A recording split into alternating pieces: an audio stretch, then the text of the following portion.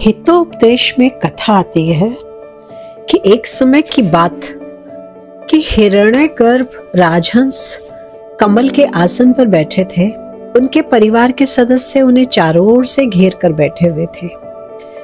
कुछ देर में कहीं से उड़ता हुआ एक बगुला आया जिसका नाम दीर्घमुख था और पहुंचकर उसने राजहंस को प्रणाम किया और चुपचाप बैठ गया। राजहंस ने बगुले से अपने आने का परिचय पूछा। वह बगुला बोला, महाराज, मेरा नाम दीर्घमुख है। मैं आपको एक विशेष समाचार सुनाने के लिए आपके पास आया हूँ। राजहंस की अनुमति पाकर दीर्घमुख बोला कि जम्बूद्वीप के अंतर्गत विंध्याचल पर चित्रवण नामक मोर रहता है। वह वहां के पक्षियों का राजा है। उसके जो प्रजाजन हैं वो वहां पर विचरण कर रहे थे और उन्होंने मुझसे मेरा परिचय पूछा।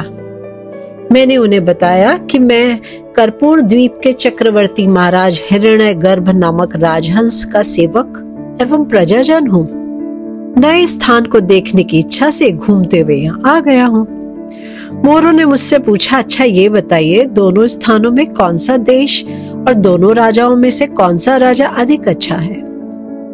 उन बगुले ने उत्तर दिया कि अगर आप बुरा न माने तो कर्पूर द्वीप सच्चे अर्थों में स्वर्ग है और वहां का राजा पृथ्वी पर दूसरा इंद्र है। आपका प्रदेश मारवाड़ मरुस्थल है। पता नहीं आप यहाँ पर कैसे रहते हैं। हमारा देश एक बार आप देख लेंगे तो आपको अंतर समझ में आएगा। अब ये सुनते ही सारे मोर गुस्सा हो गए। अब यहाँ पर एक संदेश मिलता है कि जिस प्रकार सांपों को दूध पिलाना उनके विष की वृद्धि करता है, उसी प्रकार मूर्खों को उपदेश देना उनके ज्ञान में वृद्धि नहीं अपितु क्रोध में वृद्धि करता है। अतः ये कहा जाता है कि उपदेश सदैव बुद्धिमान व्यक्ति को ही देना चाहिए। मूर्ख को समझाने बुझाने से क्या लाभ, उल्टा हानि ही होती है। वानरों की वो कथा सदैव याद रखनी चाहिए।